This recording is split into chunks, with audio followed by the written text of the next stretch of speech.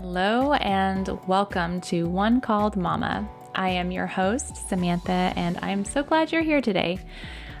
So today we're going to talk about the importance of having people in your world to rely on, not only to confide in, but also to help you in those moments when you really need someone to kind of be a buffer between you and your kids.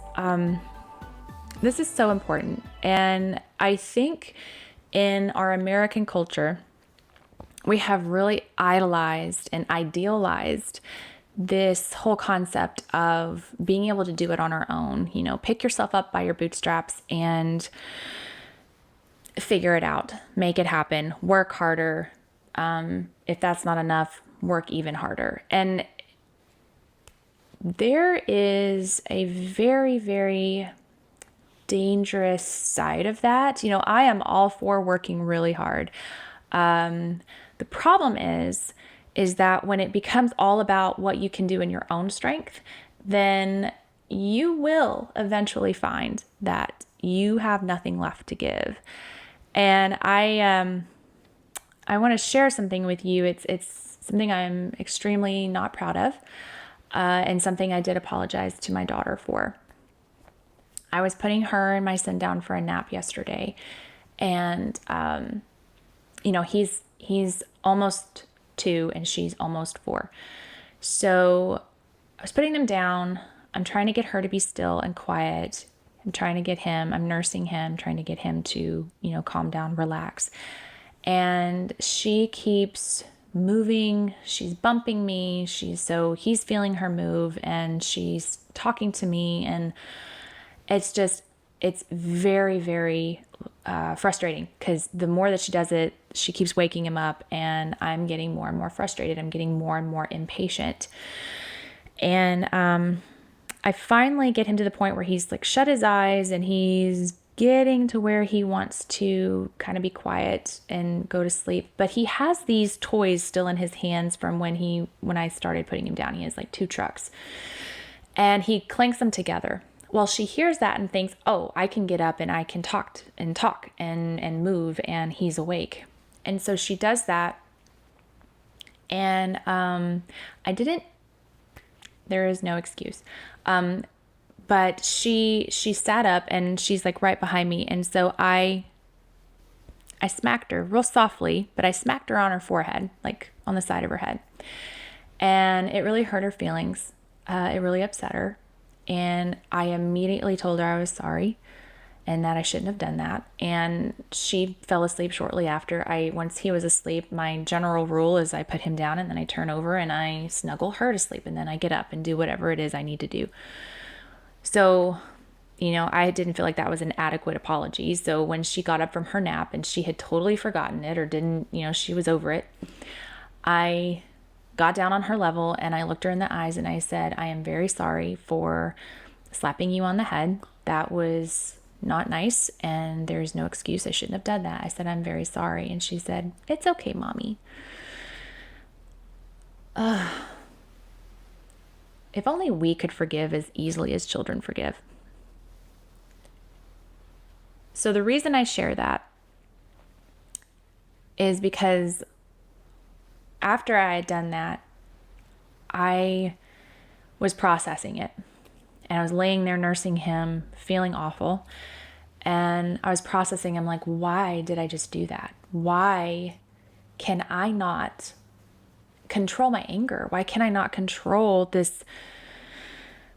these impulsive, like that was so impulsive. And so I don't know, I didn't even think about it. It just happened. And I felt God saying, I felt him telling me, how can you expect yourself to love them and be the mom that you want to be if you don't fill yourself up? Your cup is empty. It's totally empty. It's dry. I have not been taking care of myself physically. I haven't been taking care of myself emotionally or mentally. I am empty. And I needed that reminder.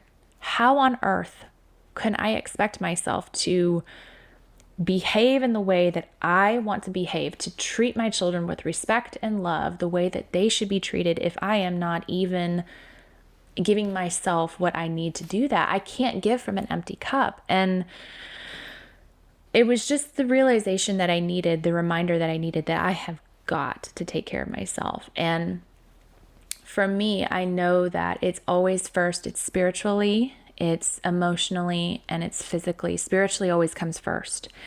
And I need to be reading. I need to be in my Bible. I need to at least be reading something that is, because sometimes if it's not scripture, then it can be like a faith-based book that's like teaching me something, that, because I don't like reading fiction. I like reading something that's going to be motivational or encouraging or something that's like edifying. And so sometimes for me, reading a book like that can be a very spiritual thing, because I feel like it's edifying me and helping me in my walk with the Lord. And the reason I say that, I know that not all of you out there are Christian. I know that that whole concept is extremely foreign to you. And the point is still there, in that you need people in your life who are going to help you do the things you need to do, help you have those moments where you can relax, where you can breathe, where you can focus on whatever it is you're wanting to focus on without the constant interruption from the kids. It is so important and so crucial to have women who can speak life into you, who can share their experiences as mothers, and for you to be able to relate to their stories. I can't tell you how many times I have, whether it was in the middle of the day or in the middle of the night, I have messaged someone on Facebook, or if I knew that they were, if it was nighttime, I could text them and just told them what I'm doing and just poured my heart out. I a lot of times worry that people think I'm just an emotional basket case, because they probably only hear from me mostly when I'm losing my mind a little bit and feel like I'm having a crisis. And, it can range from me feeling like I'm doing something wrong to feeling like my kids aren't thriving or they're not hitting milestones they should be hitting. And it's like really getting to me. But it's so important to have those women that you can reach out to like that, because all it took was me talking to them and them telling me, yes, I remember that with my child, and he did this, this, and this, and I remember those exact same feelings. I remember thinking those exact same things, and here's what I read about, and here's what I learned, and they can share that with you. They can calm you down. They can remind you that you're not alone, and give you resources that they've discovered that can really give you, if you're someone who's into like scientific studies and things like that, there's so much science around how kids' minds work and how their development works and all of those things. And so other women, other moms are resources, not only because of the experiences they've had, but also because of just the things that they're reading, right? And the studying that they're doing. So honestly, I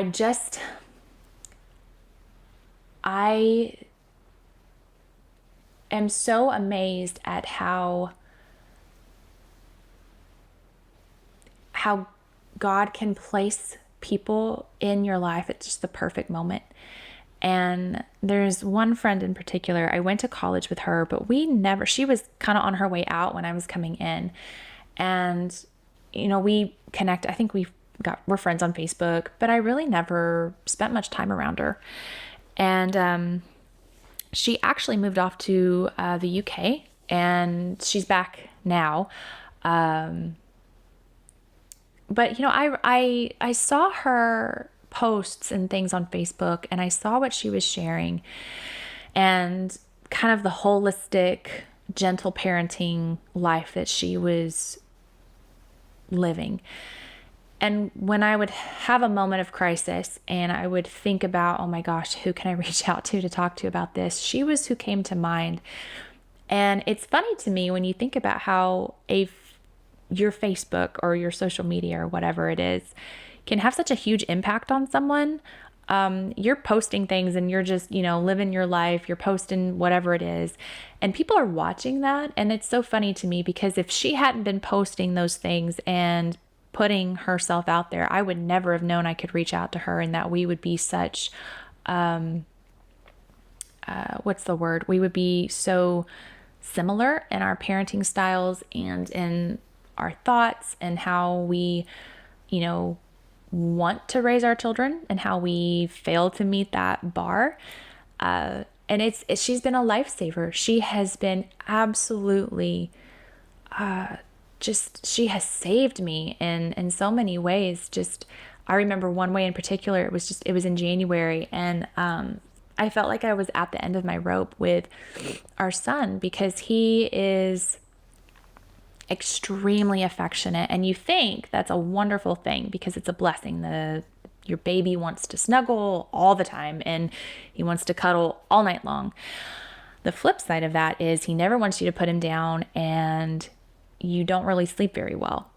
And it has been extremely difficult. The last 18 months with him have been so hard. And yes, 18 months, that's the entirety of his life. He's a little older now, so things have gotten better.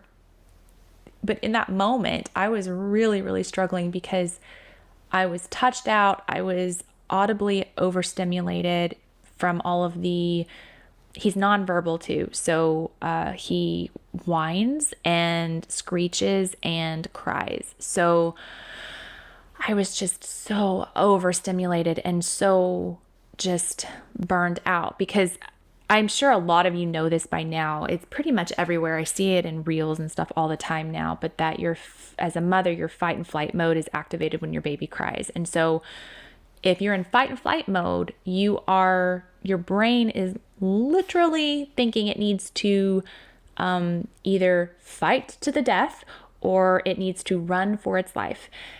And if you're in that mode all the time, you are stressed to the max. You are in a state of chaos and panic all the time. And so with him, it was these feelings of not only being stressed out and just tired, it was also it was turning into resentment and just this bitterness and wanting to be kind of numb to his needs because if you think about it, it's logical. You hear that all the time. Well, your brain is going to start trying to tune it out. It's going to start thinking, oh, well, he's fine. He's just having a moment, which he does all day, every day. Well, you're not going to be sensitive to it. And that's a whole new set of problems because that's not something you want to do. You always want to be very aware of what your kids are needing. And so she talked me through that beautifully. It was not only the data and the facts that she gave me and what she went through, because she had something very similar with her child, but it was also just the deep validation that I needed to know that I was not alone and that my feelings were valid and that he was fine. He's fine. I don't have to worry about his health. He's doing great. But ways to cope with it. And that was so life-changing for me, and to have that was so incredible. So my whole point in telling you that is if you don't have at least one woman, one mother in your life who can be that for you, who your children can trust, who you can trust explicitly to maybe babysit them with you or without in the house with them. Sometimes it's nice just to have someone in the house to help kind of buffer, even if you're still there and the kids are still there, that's fine. Like, you don't have to be gone, but someone who can provide that mental and physical break for you to do whatever it is you want to do. And I know a lot of people automatically go to the mom needs to go to sleep. That is just not realistic. And more often than not, if I have a sitter like right now, the reason I'm able to record is because I have a sitter for the kids. I'm at home. I don't have a studio I can go to. So I'm not sleeping. I'm here. I'm doing this. And a lot of times it's more stress relieving, I feel like, to be able to get something done rather than to sleep while someone's got the kids. So don't judge whatever it is that you want to do. And I know you're going to think I have a list of 1,000 things I want to do. Just pick the one thing that's going to alleviate the most stress or the most tension or the biggest burden on you and do that thing, or just do nothing. Sometimes you just need to do nothing, and that's okay too. It's so important to rest your mind. It's so important to rest your body, and just to have someone that you can trust to take care of your kids, so you can do that. One other thing I want to share is it was a very interesting, I watched it on Instagram actually just last night. I think it was last night. And forgive me, I don't remember who posted it. But she said a lot of times the reason we struggle with mom guilt is not because of the actions that we're taking, but because of where our identity is. And this is going to be really hard for those of you who aren't Christians to understand this. But I don't want you to tune out, because I still think it's very applicable. She said, if your identity is only in your motherhood, you are going to find yourself really, really struggling, because, if your identity is in how you're performing as a mother, then on those days where you are not performing well, or you're just really, really taking everything you've got to not lose your temper or lose your patience or whatever it is, or to not eat the entire bag of cookies in the pantry, because we've all been there, you are going to really feel like you're failing as a mom. And you're going to have moments where you're like, geez, I don't know what I'm doing. Why did I think I could do this? Why? And you're going to judge yourself. You're going to blame yourself. You're going to feel these awful feelings about yourself. I know for me, I've had moments where I will think I have no right to take care of these children. I am making such big mistakes. I feel like I don't deserve them. And and when I even think about whether or not I want more kids, it's like, I have no right to have those thoughts, because I'm having such a hard time now, just as it is with these two that I've been given, that I have no right to even think about having another one. Those are really hard thoughts to have. And if your identity is wrapped up in how you're performing as a mom, you're going to be on very shaky ground.